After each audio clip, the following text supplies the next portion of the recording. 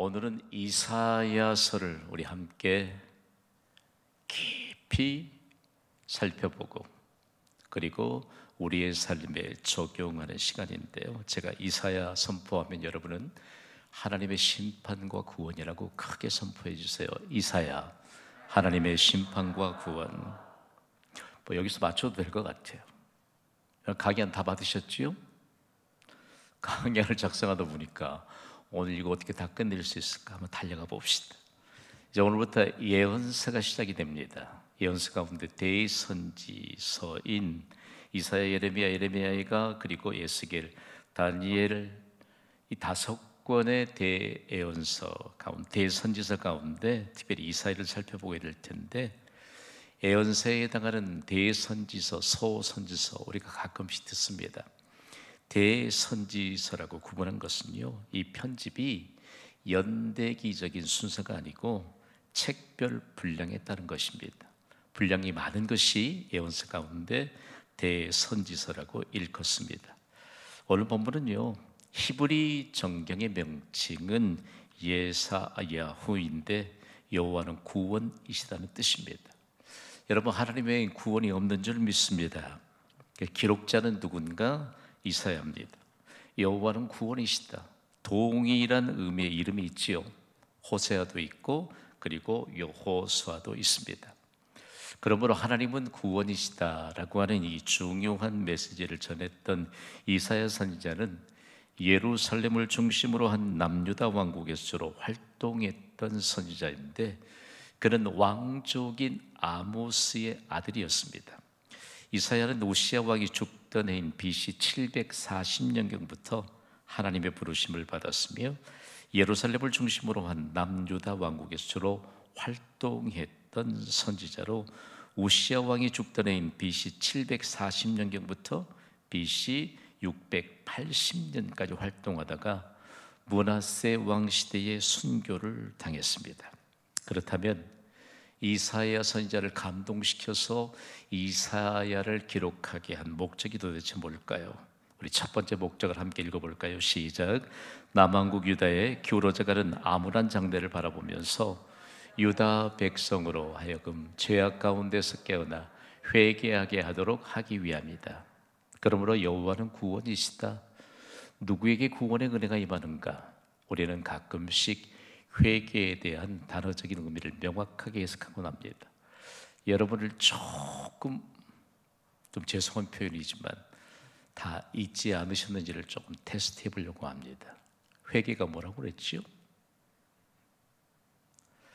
회개는 방향 전환입니다.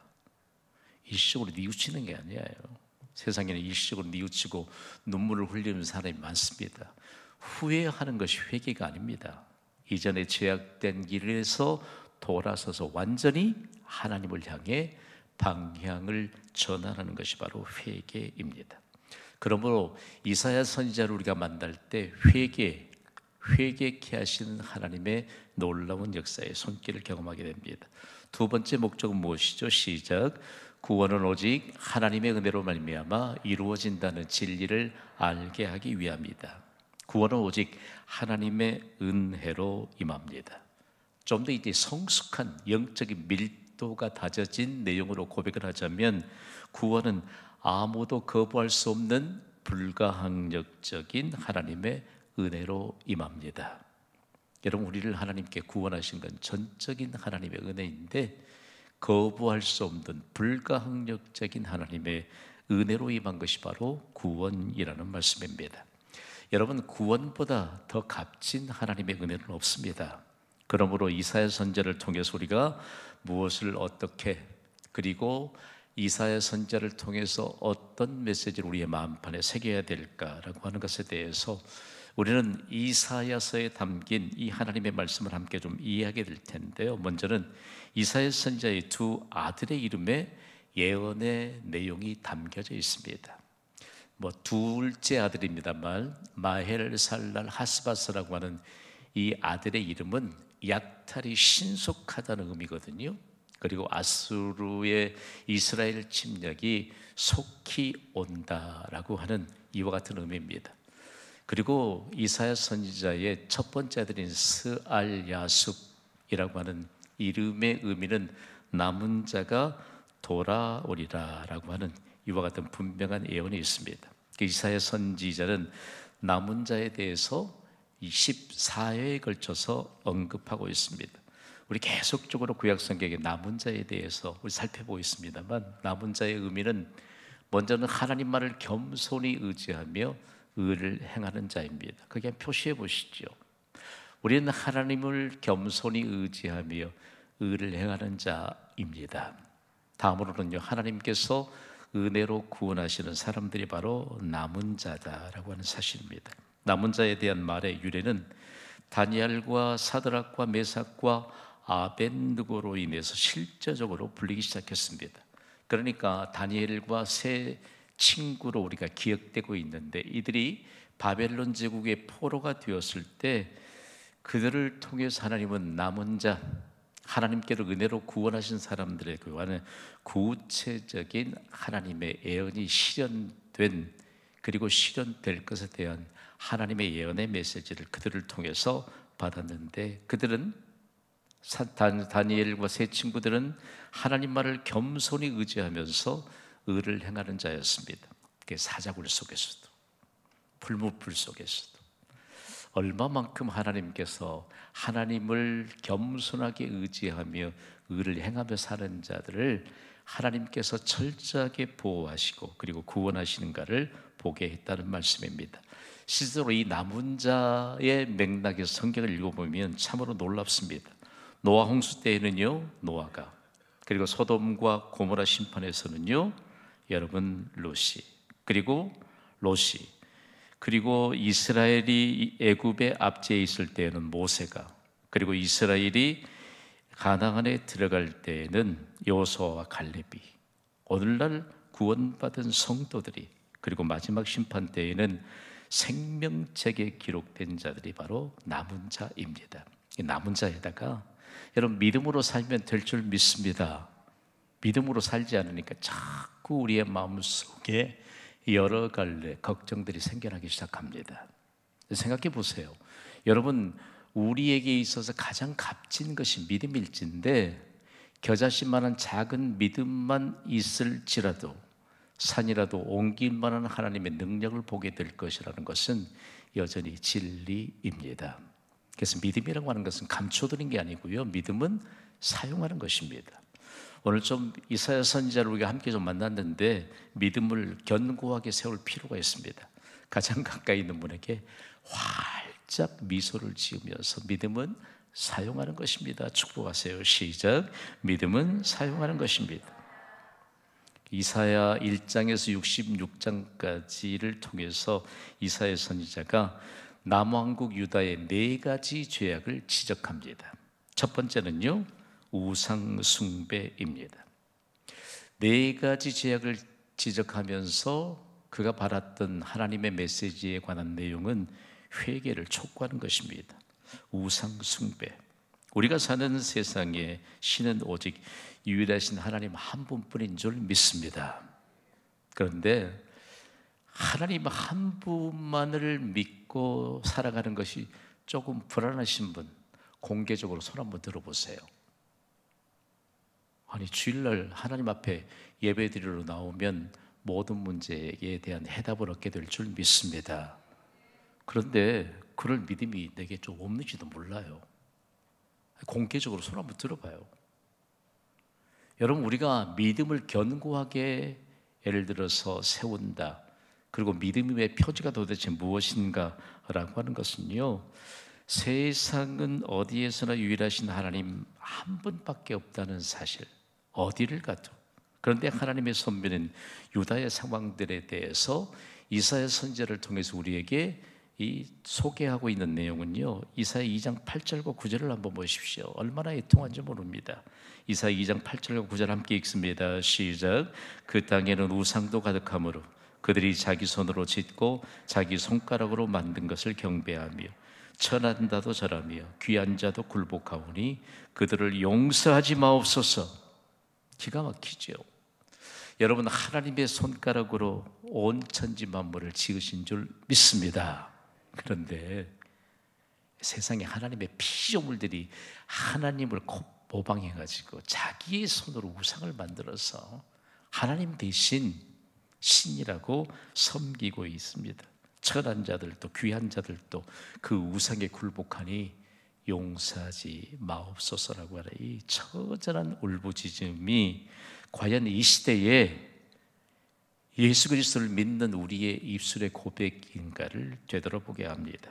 하나님이 지으신 세상에는 하나님의 영광으로 가득해야 될 줄 믿습니다. 여러분, 결과는 하나예요. 하나님은 다른 신에게, 우상에게 하나님의 영광을 주지 않겠다고 말씀하셨습니다. 그러니까 우리가 오직 하나님께만 영광을 돌리면 됩니다. 그런데 하나님께 돌릴 영광을 우상에게 돌리는 자들이 점점 더 많아지고 있습니다. 우리는 부지 중에라도 우상을 향해 두리번거리지 않아야 합니다. 두 번째 지적하고 있는 것은요, 교만입니다. 하나님은 교만을 매우 싫어하십니다. 그러나 겸손한 자에게는 은혜를 주십니다. 그래서 유다의 교만에 대해서 하나님은 심판하신다고 이사야 5장 13절은 이렇게 기록하고 있습니다. 우리 함께 읽습니다. 시작. 그러므로 내 백성이 무지함으로 말미암아 사로잡힐 것이요 그들의 귀한 자는 굶주릴 것이요 무리는 목마를 것이라. 아멘. 자, 내 백성이 무지하다. 하나님 앞에 교만은 어디로부터 시작될까요? 하나님을 아는 것을 노골적으로 드러내는 것으로부터 옵니다. 하나님을 알지 못한다. 사실상 하나님을 알지 못한다. 의도적으로 하나님을 알기를 싫어한다. 마음에 하나님을 두기를 싫어하는 것, 이것이 인간의 교만이요, 이것이 바로 멸망의 근거가 된다는 사실들을 가르쳐주고 있습니다. 여러분, 하나님을 언제든지 환영하시기를 바랍니다. 환영하세요. 하나님을 환영한다, 영접한다. 그러면서 우리가 하나님을 환영하는 자들에게 하나님의 말씀은 진리입니다. 절대 불변의 진리입니다. 하나님은 교만한 자를 물리치십니다. 교만은 패망의 선봉이라고 말씀합니다. 솔로몬에게 하나님이 전무후무한 부를 허락하시고 부귀영화를 하나님께 허락하셨을 때, 그때의 솔로몬이 믿음의 선상에 있을 땐 정말 값진 경험을 얼마나 많이 고백했는지 모릅니다. 하나님은요, 교만을 매우 싫어하세요. 교만은 패망의 선봉이에요. 그러나 겸손은 존귀의 앞잡이입니다. 겸손이 과연 어떻게 우리의 삶에서 증거될까라고 하는 사실입니다. 여러분, 중요한 문제 하나를요, 오늘 우리에게 도출해 놨는데, 왜 이스라엘 백성들이 일순간에 교만한 삶으로 전환되고 말았을까라고 하는 사실인데요, 하나님의 말씀이 거리낀 것이 참 많아지거든요. 하나님의 말씀이 있으니까 어느 순간에 불편해지기 시작합니다.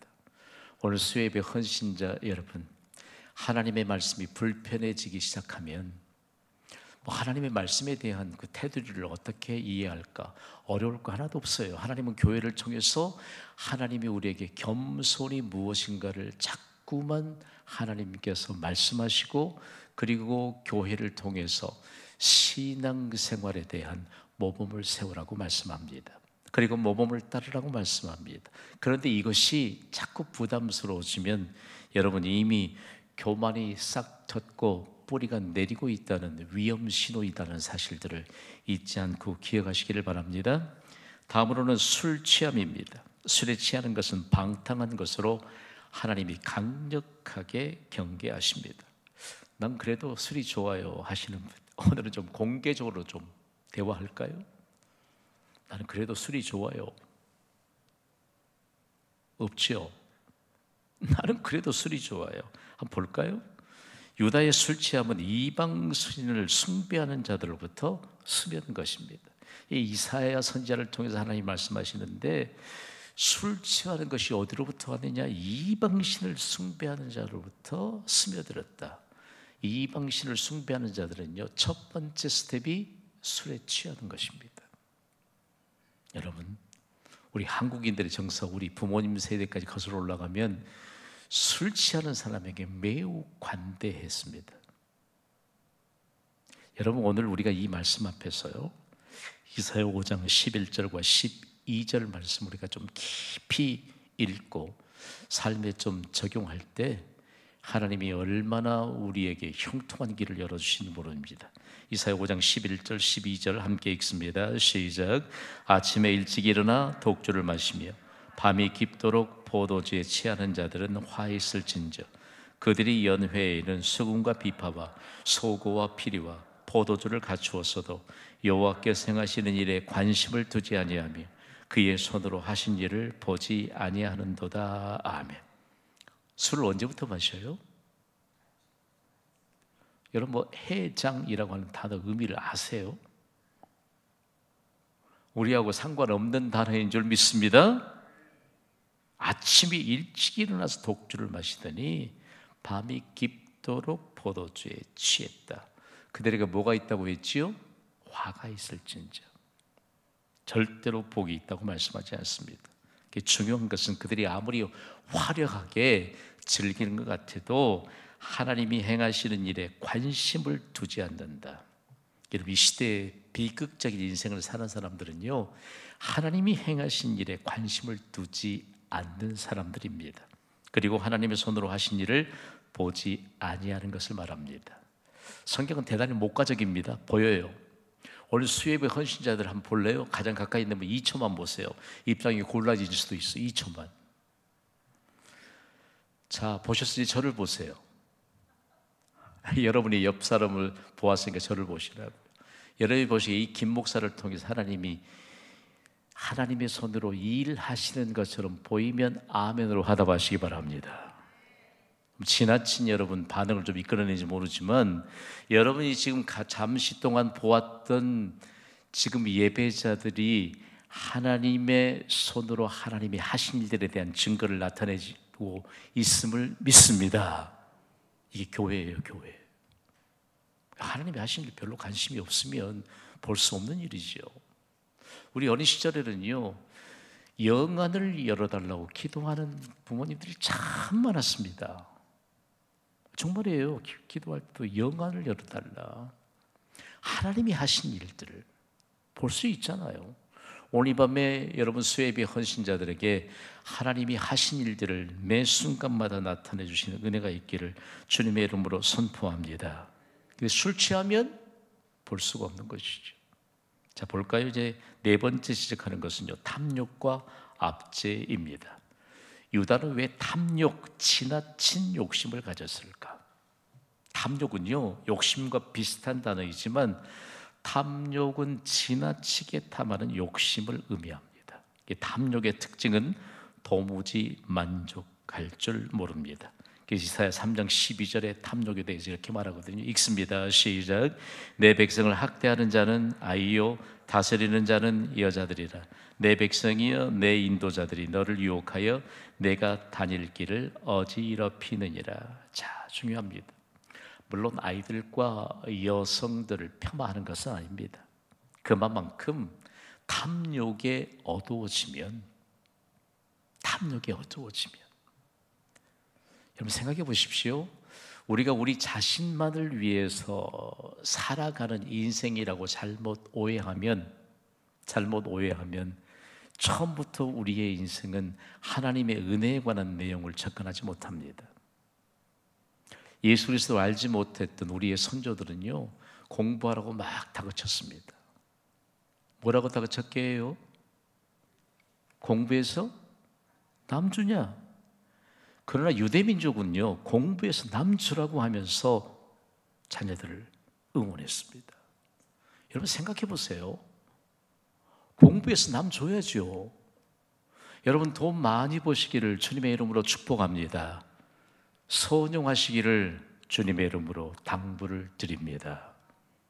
여러분 이게 얼마만큼 하나님이 우리에게 복 주시기를 원하시는데 복을 주셔도 그거 자기만을 위한 생각으로 꽉 맺히면요, 오늘 이 시대를 살아가는 우리에게 하나님이 정말 기도해야 될 일이 많습니다. 그러나 자신을 위해 믿음으로 내 자신의 인생을 계속해서 다져가는 기도 빠뜨려서는 안 됩니다. 오늘 여러분 수예배에 헌신하기 위해서 여러분이 귀중한 시간을 하나님께 드렸습니다. 거룩한 낭비의 아름다운 결과물을 여러분에게 가득 안겨주실 줄 믿습니다. 우리가 한번 영적인 것과 육적인 것에 관한 내용에 대한 질서가 혼돈되거나, 그리고 하나님을 향한 이와 같은 내게 주신 이 은혜에 관한 내용들을 하나님이 원하시는 방향으로 흘려보내지 못하는 이런 자기중심적인 삶이 되면요, 자꾸만 말이 많아요. 저는 지금도 잊혀지지 않아요. 참 어려웠을 때 정말 어렸을 때 그런 어떤 작은 힘이라도 한번 조금 서로 합력하면 우리가 생각하는 것보다, 우리가 거기에 힘을 보탠 것보다 훨씬 더 큰 하나님의 능력이 임할 것인데, 무슨 얘기만 하면 선약이 있대요. 중요한 일 없는 사람이 어디 있어요, 여러분? 그러니까 하나님이 무슨 말씀을 할 때 영적인 스케줄에 관한 내용들을 꽉 여러분 짜시고요, 우리가 하나님 앞에 어느 때 어떻게 헌신해야 될 것인가 라고 하는 사실들에 관한 내용들, 제가 지금 중직자의 직무 회복을 위해서 2주 전부터 새벽마다 부르짖어 기도하고 있습니다. 그리고 계속적으로 할 것입니다. 여러분, 직분이라고 하는 것은요, 하나님이 주신 영적 책임의 크기입니다. 영적 책임의 크기를 우리가 인지하는 순간 하나님의 얼마만큼 귀중한 은혜가 내게 영적 책임의 크기를 다하는 자에게 임한다는 사실들을 우리가 경험하도록 하나님이 직분을 주시거든요. 동의가 되시면 아멘 하시기 바랍니다. 그러니까 어린 아이에게 하나님은 영적 책임의 크기를 맡기지 않으셨습니다. 어린아이 보세요. 자기밖에 모르잖아요. 그렇죠? 자기밖에 몰라요. 내 것밖에 몰라요. 그러니까 얼마만큼 이 탐욕에 관한 내용들, 또 탐욕에 관한 내용들에 대해서 여성들의 사치는요, 이스라엘 백성들에게는 문제가 안 되었을 것 같습니까? 하나님의 선택된 백성에게는 천발의 말씀입니다. 여성들로 인해서 얼마만큼 사치가 절제하지 못하는 그런 내용들이 이스라엘의 역사 가운데, 성경의 역사 가운데 빼곡합니다. 혹시 우리 가운데 액세서리 참 좋아하시는 분이 계실지 모르겠어요. 그런데 벌써 구약시대에 발목걸이도 있었습니다. 놀라지 마세요. 놀라지 마세요. 자, 다음으로 유다는 왜 포악한 마음으로 하나님을 기뻐하게 하시지 않게 하는, 하나님이 기뻐하시지 않는 압제를 일삼았을까요? 이사야 5장 7절은 이렇게 소개합니다. 우리 함께 읽습니다. 시작. 물은 만군의 여호와의 포도원은 이스라엘 족속이요, 그가 기뻐하시는 나무는 유다 사람이라. 그들에게 정의를 바라셨더니 도리어 포악이요, 그들에게 공의를 바라셨더니 도리어 부르짖음이었도다. 아멘. 중요한 내용입니다. 중요한 내용 하나를 포도원과 함께 더불어 하나님이 교훈하신 내용이 참 많습니다. 하나님이 정말 극상품의 포도나무를 심었는데 이스라엘 백성들이 포악하니까 전혀 상품의 가치가 없는 어떤 포도가 맺혔지요? 들포도 열매가 맺혔습니다. 여러분, 우리를 하나님이 극상품의 포도나무로 심으셨음을 믿으시기 바랍니다. 우리가 믿음으로 살지 않으니까 우리에게 정말 상품 가치도 없는 들포도 열매가 맺히고 있다는 사실들을 아무도 부인할 수 없다는 것을 이사야 선지자를 통해서 말씀합니다. 자, 다음으로 이사야서의 구조를 한번 좀 살펴볼까요? 매우 흥미롭습니다. 이사야는 성경 전체의 구조와 비슷한 구조로 기록됐습니다. 전반부는요 39장입니다. 구약 성경의 권수가 몇 권입니까? 몇 권이지요? 딱 한 권인가요? 그럼 곤란하지요. 구약 성경은 39권입니다. 포로 이전의 배경을 기록하고 있고요, 후반부는 27장입니다. 신약 성경은 모두 몇 권입니까? 27입니다. 39, 27 합하면 66권입니다. 이 후반부 27장은요 포로 이후의 배경을 기록하고 있습니다. 먼저 포로 이전의 배경은요 유다에 대한 정죄를 기록하고 있습니다. 남왕국 유다 백성들에게 죄 있다고 하나님이 선언하시는 거예요. 이게 바로 정죄거든요. 그래서 먼저는 유다에 대한 심판을 예고하고 있는데, 하나님의 선민 유다 백성에게 임할 하나님의 심판이 선지자 이사야에게 임하였습니다. 이사야 2장 2절을 우리 함께 좀 읽어볼까요? 시작. 말이래 여호와의 전의 산이 모든 산 꼭대기에 굳게 설 것이요 이 모든 작은 산 위에 뛰어나리니 만방이 그리로 모여들 것이다. 거기에 다른 건 다 이리저리 우리가 살펴보고 앞뒤 전무 문맥과 함께 더불어서 정황들을 살펴봐야 되는데, 말이래라고 하는 표현에 한번 표시해 보시기 바랍니다. 제가 말이래 하면 여러분은 심판의 날이라고 말씀해 주세요. 말이래, 심판의 날. 하나님의 심판은 눈이 높은 자, 곧 교만한 자에게 임합니다.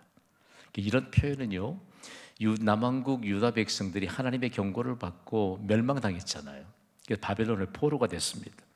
그리고 그 격동기를 거치고 나면서 경험된 이후로 자손들에게 경험되기를 하나님의 심판, 눈이 높은 자, 교만한 자는 똑같은 맥락입니다. 여러분, 하나님 앞에서 눈이 높은 자가 되지 않게 되기를 원합니다. 아주 고급스러운 표현이지요. 교만한 자를 일컫습니다. 다음으로 심판의 날에 열리는 구원의 길인데요, 하나님은 참 심요막측하신 분입니다. 어떻게 이렇게 유다에 대한 심판에 대해서 말씀하시는데, 동시에 심판의 날에 임할 구원의 길에 대해서 말씀합니다. 이사야 26장 3절을 우리 함께 읽습니다. 시작. 주께서 심지가 견고한 자를 평강하고 평강하도록 지키시리니 이는 그가 주를 신뢰함이니이다. 아멘. 여러분, 어떤 상황 속에서도 하나님을 신뢰하는 자들에겐 하나님의 총체적인 복인, 그리고 총체적인 해답인 평강이 임하게 될 줄 믿습니다. 그 무서운 핍박 시대에 사도 바울이 1세기에 데살로니가에 세워진 데살로니가 교회 성도들을 향해 이 내용에 관한 내용들을 확정판으로 증거하고 있습니다. 데살로니가후서 3장 16절을 우리 함께 읽습니다. 시작. 평강의 주께서 친히 때마다 일마다 너희에게 평강을 주시고 주께서 너희 모든 사람과 함께 하시기를 원하노라. 아멘. 평강입니다. 평강. 여러분, 이 밤에 우리에게 평강 주시기를 원합니다. 우리가 평강을 사모하면요, 어떻게 좀 임상 실험이 좀 가능해요. 여러분, 괜히 저녁에 잠 못 주무시고 하는 분들 계실지 모르겠습니다. 자, 중요한 문제 하나. 특별한 잠 못 이룰 수 없는 특별한 그런 어떤 장애물이 없다면 오늘 밤에 평강이라고 하는 단어 하나를 생각하시고, 1세기에 복음이 전해졌던 초기 기독교 공동체에는 이 평강이, 죄송합니다만 신약의 원문인 헬라어로는 에이레네이거든요. 에이레네는 그냥 하나님이 주신 구약적인 시편 기자들이 경험했던 것처럼 하나님이 사랑하신 자에게 잠을 주실 줄 믿습니다. 이것은 매일 반복적으로 경험하는 것입니다. 반복적으로. 이게 에이레네예요. 평강. 밤마다 하나님이 평강을 주시고 너무 단잠을 주시니까 새벽에 한 번도 기도하지 나도 못 나온 분이 계실지도 모르겠습니다. 자, 두 번째, 포로 이후의 배경이 있는데 40장에서 66장까지입니다. 여기에는 정말 소망과 위로의 메시지를 기록하고 있습니다. 그런데 하나님의 구원이 바로 소망의 메시지인데, 하나님의 구원은 하나님의 모순된 사랑으로 임합니다. 놀라운 것은 예수님이 이 땅에 구원자로 탄생하시기 전 700년 전에 이사야 선지자를 통해서 하나님이 예언한 말씀인데, 이사야 53장 5절 말씀입니다. 우리 함께 읽습니다. 시작. 그가 찔림은 우리의 허물 때문이요 그가 상함은 우리의 죄악 때문이라. 그가 징계를 받음으로 우리는 평화를 누리고 그가 채찍에 맞음으로 우리는 나음을 얻었도다. 아멘. 우리는 예수 그리스도의 십자가를 통해서 이미 다 뗐습니다. 이사야 53장 5절. 예수님이 탄생하시기 전 700년 전에 예언된 말씀인데, 예수님이 오셔서 33년의 생애를 사시고 십자가에서 이 말씀이 그대로 증거되도록 인류의 죄를 담당하셨습니다. 다음으로는요, 예수 그리스도의 침묵인데, 예수님은 고난의 십자가를 지시고 죽기까지 침묵하실 것을 예언하셨습니다. 사실로 침묵하셨습니다. 이사야 53장 7절입니다. 시작. 그가 곤욕을 당하여 괴로울 때에도 그의 입을 열지 아니하였으며 마치 도수장으로 끌려가는 어린 양과 털 깎는 자 앞에서 잠잠한 자같이 그의 입을 열지 아니하였도다. 아멘. 그러면서 중요한 내용 하나를 우리에게 가르쳐 주는데, 요한복음 1장 29절은 예수님에 대해서 이렇게 증가하고 있거든요. 읽습니다. 시작.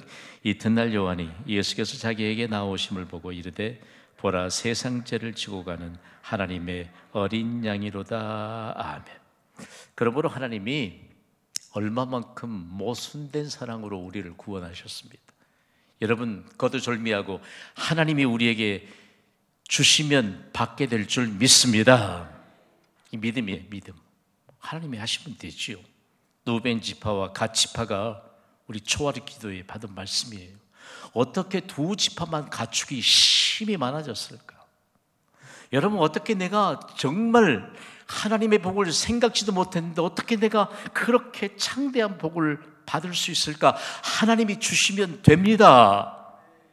하나님이 은총이에요. 여러분, 하나님이 복 주시면 꼭 그렇게 대답하세요. 한번 다 함께 선포합시다. 하나님의 은총입니다. 이거예요. 결론이에요. 결론이에요.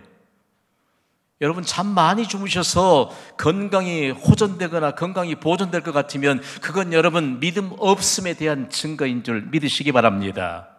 건강 주신 분은 하나님이세요. 하나님이세요. 하나님의 은총이에요. 은총. 하나님의 은총. 하나님의 모순된 사랑을 깨달았던 사도 바울은요, 로마서 5장 8절에 먼 훗날 이런 증거를 합니다. 로마서 5장 8절 읽습니다. 시작. 우리가 아직 죄인 되었을 때 그리스도께서 우리를 위하여 죽으심으로 하나님께서 우리에 대한 자기의 사랑을 확증하셨느니라. 아멘. 자, 이제 마지막으로 적용해 봅시다. 적용해 봅시다. 다음 읽습니다. 시작. 나는 하나님의 심판으로부터 구원받은 것을 삶으로 증거하는 것. 여러분, 예수님을 믿지 않고 화려해 보이는 것 같은 인생을 즐기는 사람들은 이미 심판이 임하였다고 사도 바울이 그 무시무시한 로마 제국 깃발 앞에서 로마 제국 심장부인 로마에서 단호하게 선언합니다. 여러분, 예수 없이 사는 인생은 이미 하나님의 심판이 임한 것입니다. 그러나 우리는 하나님의 심판으로부터 구원을 받았습니다. 이제 구원받았으니까 이제부터 우리의 불가능을 가능으로 바꿔주시는 이 하나님의 능력이 구원받은 증거로 나타나게 되기를 이사야 선지자가 우리에게 강력히 말씀합니다. 이런 우리의 믿음대로 이루어지는 인생을 살아가시기를 주님의 이름으로 축원합니다. 전능하신 하나님,